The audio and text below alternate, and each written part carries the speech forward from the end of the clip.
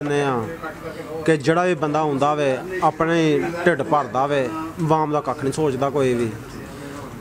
ਮਰਾਣਾ ਹੀ ਤੇ ਮਰਾਣਾ ਅਸੀਂ ਸੋਚਣਾ ਚਲੋ ਕੋਈ 4 ਦਿਨ ਕੱਢ ਜਾਵੇਗਾ ਤੇ ਚਲੋ ਕੋਈ ਹਾਲਾਤ ਸਹੀ ਹੋ ਜਾਣਗੇ ਮੁਲਕ ਦੇ।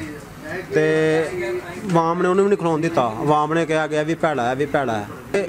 ਜਾਂ ਏਕਾ ਹੋਵੇ ਨਾ ਸਾਰਿਆਂ ਦਾ ਕਿ ਜਿਹੜਾ ਬੰਦਾ ਖਲੋਤਾ ਤੇ ਉਹਨੂੰ ਬੰਦਾ ਕਹੇ ਜਾਂ चलो को 5-10 साल या 20 साल हुकूमत करे, मुल्क के हालात सीधे हो जाए। हूँ उधरों कोई बहता नाले को दूजा मगड़ चढ़ जाता वे, ये फटाफट निकले तो मैं आवाँ तो फिर हर शय महंगी हो जाती है।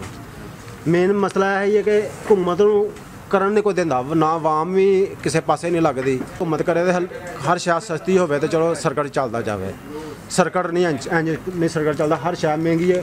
मेरे को 2 मोटरसाइकिल मैं दोवें घर खिला छड़ियां ने सिर्फ तेल हथों कि तनख्वाह पूरी है तो मैं उन्होंने 200-300 तेल पवावांगा तो मेरा सर्कट नहीं चलता कोई।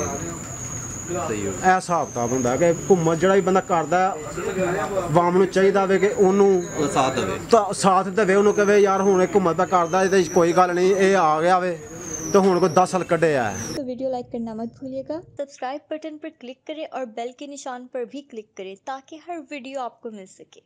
अपना ख्याल रखिएगा। अल्लाह हाफ़िज़।